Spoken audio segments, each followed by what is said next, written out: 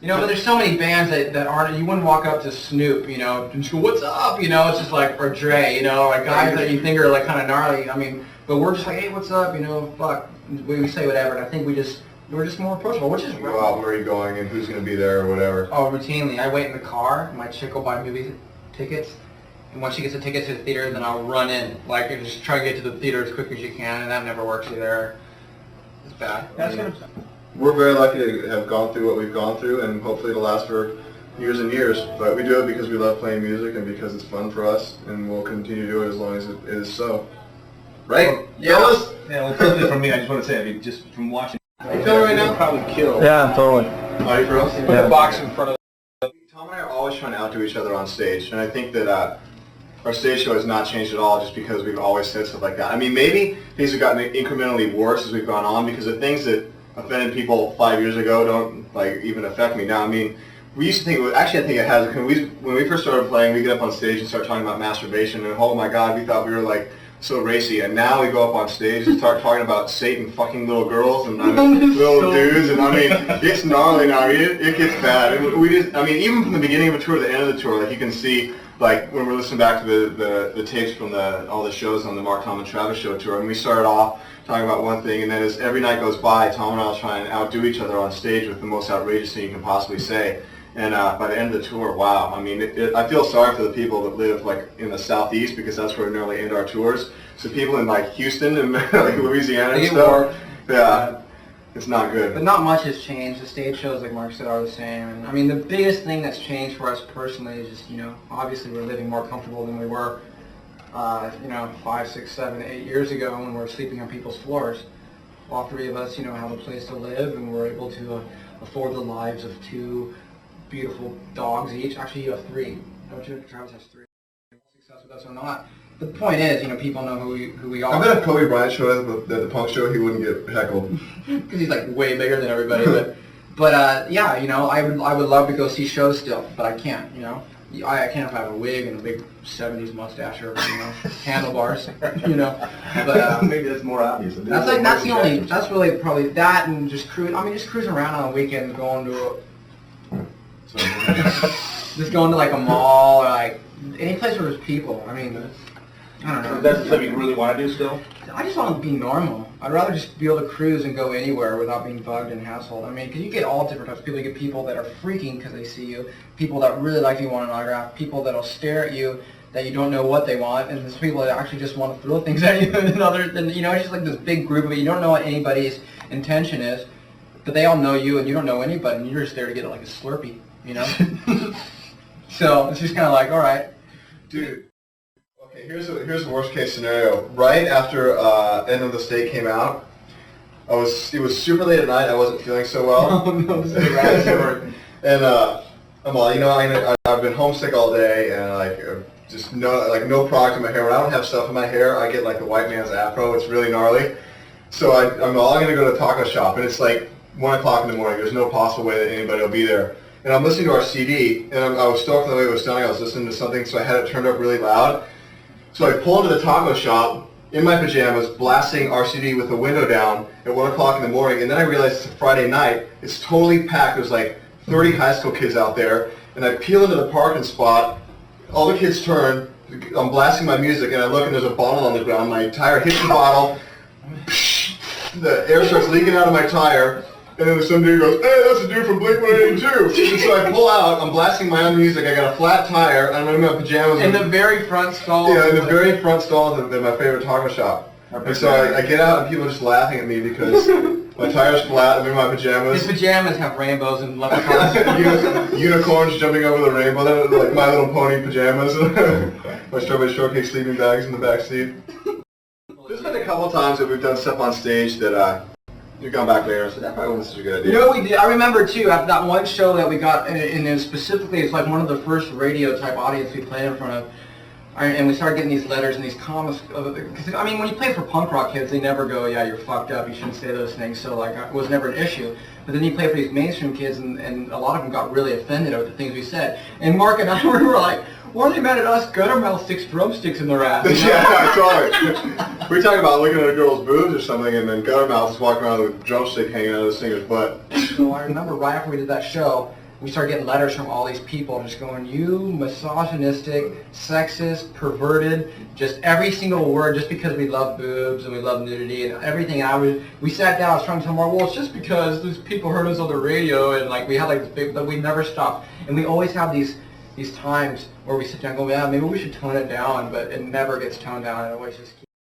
Our sensibilities are definitely different from most people. I mean, running naked through LA, well, all right, but we've done that 100 times probably on playing shows or whatever. I mean, I can point out times where Mark would jump around naked outside the parking lot of a show and down on Sunset. Remember when he did that out of the whiskey? One time we played, I think it was Unwritten Law. Yeah, we played the whiskey with Unwritten Law.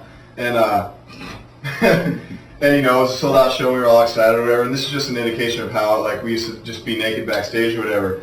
I saw their van pulling out of the parking lot. It was super late at night, the show was already over, and so the van was pulling out. So I get naked in between these two cars, completely naked, and as their van's pulling up right in front of me, I jump out completely naked, I go, hey! No, it was more than hey. It was pelvic thrust. Oh yeah, it was hey, with like a pelvis thrust, and things were flying all over the place, and I'm sitting there like, eh, and the car stops, the door opens, and the valet gets out, and he goes, what the hell are you doing? At least the real fans do, and I think it's different from most bands, and I think that I always hated bands that just sit there and play. I love bands that can play really well, so you know we try and do both. I think we do play well. I think Travis is totally right. I think it's great because he does. He is the complete backbone of the band, and with Travis playing the way he does, it gives a lot more leeway for Mark and I just to fuck around and play horribly bad. But I think we do play good though, and I think that us interacting with the audience and just doing our whole thing is just different, and I think it's original, and I like it, and it's fun. It's fun to do. Ourselves. If we sit there and talk about how bad we are, it's like it leaves nowhere else to go, you know? It's like what Mark always says, it's like making fun of the retarded kids, you know? You can't make fun of us. It's like making fun of retarded kids because, you know, you just can't do it. Yeah. Mark, what's in the PlayStation? What's in the CD player? I don't bring my PlayStation on the road anymore. In fact, I stopped playing video games altogether for like the past year. Except for Dreamcast, I played a few times. But I don't listen to music, and I don't play video games out on tour at all. I get so jaded playing music every single night that I don't even want to hear music except for every now and then. So basically, I just play on my computer. I just go online and just download, like, you know, youngasianboy.com and shit like that, you know. And no, seriously, I just play on my computer. Some young guy, that one? Yeah, I just look at stuff on the internet and talk to kids and on a chat room or whatever. Full hurdle a chat room when you were in. Yeah. I go in the chat room. Nice. Yeah. No, I don't. Like you on there. Yeah, and I just watch whatever movies are there. I always have Caddyshack and Flesh for sure there, but we end up watching a That lot. pretty much describes the whole Blink lifestyle, doesn't it? Music that I'm into right now, I've been listening to this punk rock band called Saves the Day. I listen to them a lot, and I listen to, I always have the same, I always have like a new punk band like Saves the Day, then I always have a couple staple Fugazi records, a couple staple Beastie Boys records like Check Your Head, and I really like Hello Nasty. I always listen to those two, or Paul's Boutique. And then I got the new Deftones record that I've been listening to all the time, and Mariah Carey is in there every once in a while when I'm sad.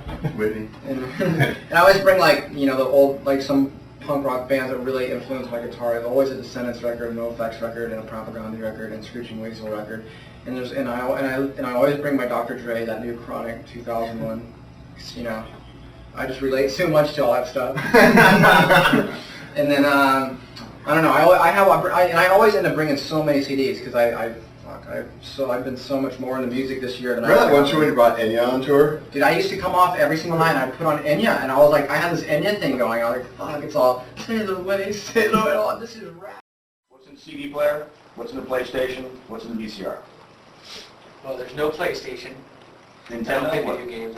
Not at all? I just feel like I'm not getting anything done if I sit down and play video games. I listen to like everything from like weird like drum and bass and like trance music to like weird heavy metal like King Diamond, and then I listen to like hip hop.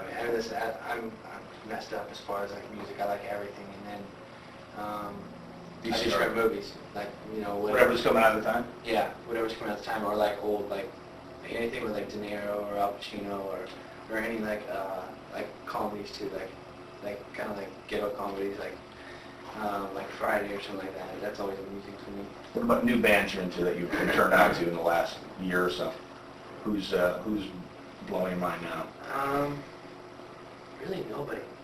I don't really listen to a lot of new stuff. I don't really listen to like a lot of stuff that we like play, like that style of music. I listen to like stuff I probably shouldn't listen to. I don't look like I listen to, but that's like kind of like, I don't know, because I get so much of this because we're always around it. We always play with bands. I guess I kind of like take like inspiration somewhere else and like be influenced by someone else. You know, I don't know. It's just the way.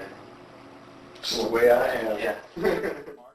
First thing and the only thing we really want to do is just have some space and hang out with our dogs and our families or whatever. But I still want to cover that Police song though. I know there's always songs that we have all these songs that we want to cover that we really like. But Why? Like, who else? Police? Police. I want to cover that song. It's all any way you want it, that's the way it is. I think it's a rap song. Yeah, that's a cool song. But that's what we should Yeah. I'm a fan of everything. I like Phil Collins. Like if I was gonna do a cover song, I think. Oh yeah. Which one? Like early Phil Collins or anything off early Phil Collins. Not like Against All Odds. days, like not Invisible Touch days, but like before. I'd rather be Against going to All Odds, Invisible stuff Touch. like that, like Right. crazy. Didn't expect that of him. Hey, I just want you guys to notice that I got crap for wanting to cover one Journey song, and then Travis busts out with I like Phil Collins, and nobody even went to him at all. It's because it's Mohawk. well, I like Paul Simon. Dude, seriously. I have to admit that I liked Graceland when it came out. Well, Graceland's an amazing. What do you do with your spare time? You go, I don't know. yeah, I'm always doing something. The only thing that I really like to say that I do as a hobby that I absolutely love is golf. I just love golf. When did you get this? Did you get this recently? Like 7 or 8 months ago, and I just am so addicted. But it's so rad because it's the only place. It's an excuse to get super drunk on a bunch of go-karts and be out on like green grass, and it's all beautiful. And you get to make fun of all of the stuck-up, pretentious golfers that are behind and in front of you that are pissed because you're hitting balls directly into them on purpose, you know. But it's fun though. I love being out there, and I love golfing. And I skateboard when I can, but I don't get to do that much.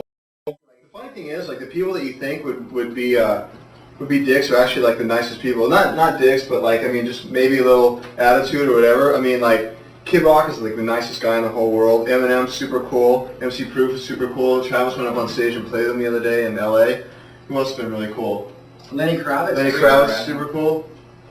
Like, we were sitting at the awards ceremony the other day at MTV, and Busta Rhymes, like, we made eye contact, and the next thing you know, we're giving each other fists and like shaking hands, and I'm just going, oh my god, like, you know what I mean? Like the people that have sold Weird. the most records and have the most success tend to be the ones that are more down to earth and whatever. And people that are like just starting to up and coming or whatever have like the worst attitudes, it seems like. Yeah, because once you start selling records, I think a lot of bands, I mean, you kind of go through a phase where like you start thinking, well, yeah, we are the shit, you know. And then once you get there, you kind of realize how lucky you are to be there, and then it's all these factors that all the stars align just for you to, you know, just to get to that point. Then you kind of realize it's not because you're a rad band and everyone's in it for the same thing. They just want to have a career, and I don't know. Cool.